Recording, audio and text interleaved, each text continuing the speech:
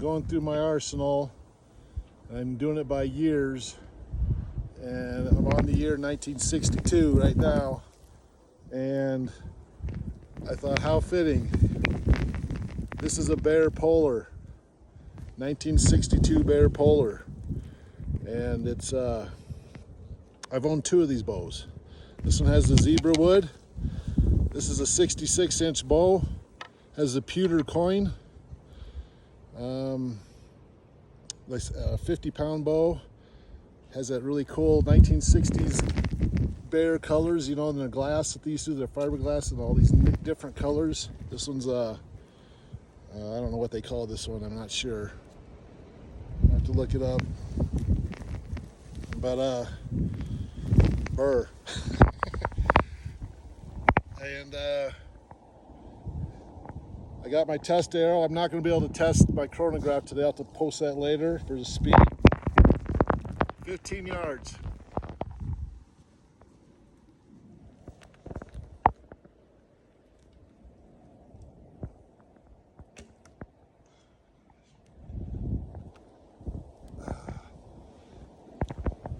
Got a little bit of a snowstorm going on here. I don't know if I was filming any of that. Anyways, where is it there? Okay. I was way off. The wind is, the snow is coming down sideways, so I don't know if it blew my arrow or what. It's just me. I gotta get warmed up. 1962 Bear Polar. I just took it outside in a snowstorm and shot it, but I didn't really give it much of a look over the bow. This one here is missing a little bit of finish. I need to put some oil on it, but that is, and just on the handle. But the rest of it looks pretty good. Zebra wood. 66-inch bow, 50-pounder.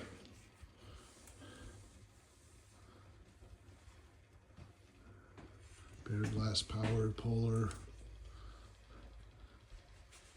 Has the reinforced limb tips, kind of neat. We layered them. Really nice added touch, I think, to the bow. Trimming it out, making it a little stronger as well.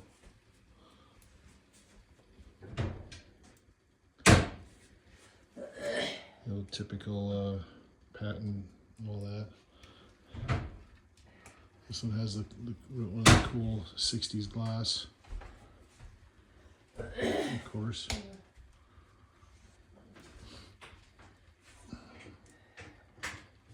You can see right there, there's two different woods coming together, whereas the rest of the rides are, it looks to be one piece of wood.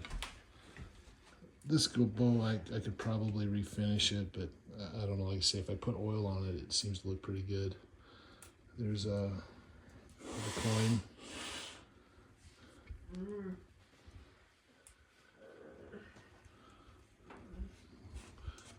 Wife's got a cold.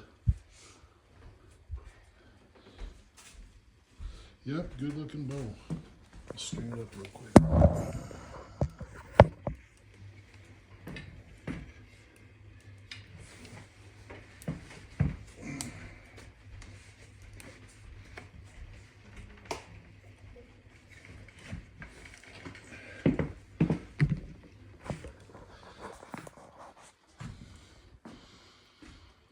Nice recurve. It's not a semi-recurve. Well, it doesn't have a lot of recurve in it like the Kodiak, the 62 Kodiak. Really, run this in, it really, you know, comes out quite a bit. This is a target bow. Polars were target bows. And, oh, I just made a solid Flemish twist. I made the string. I didn't realize. I thought usually I make them a bumblebee. I put black in them. I didn't realize I didn't do that. This one I had a little bit of red on it for some reason on the serving. But it is a Flemish twist, and I have the brush guards or whatever. When you walk with a bow in the woods, most of you know, any limb, piece of grass, anything without these, they get jammed up in there. Yeah, like I say, this is a 66-inch bow. They also make a 56-inch bow. Pretty sure it's 56. And so the 66-inch bow, this is a 50-pounder. I owned a 45-pounder I sold to a guy because I couldn't hunt elk with it. You have to have 50 pounds or more to hunt elk out here. That's a regulation for the Game and Fish. And this bow, you know, I can hunt elk with it, and I have. Matter of fact, my son, the year he got a really nice 6-point bull, I could have shot a bull with this.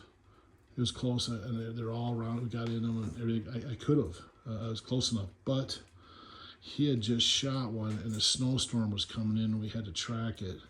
And I didn't want to have 2 bulls down. And we were clearing in, and it ended up being a nightmare as it was.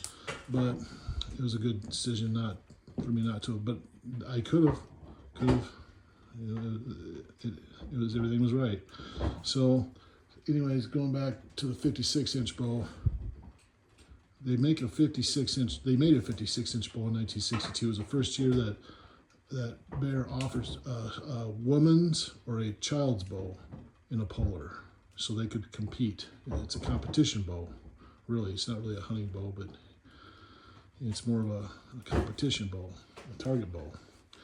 And those, I would love to have one of those, but the thing is, they're very rare, and they go for a premium price. Matter of fact, the fella I sold my 45-pound polar to, he bought his wife a 56-inch polar, the youth or the woman's bow. And I'm pretty jealous. I saw her on a video the other day shooting it. I'm like, man, I'd like to have one of those. That bow, the 56-inch bow, you can, Bear recommends, you know, it's a 28-inch draw with that bow. This bow, you can go up to 33 inches, they say, in the book, you know.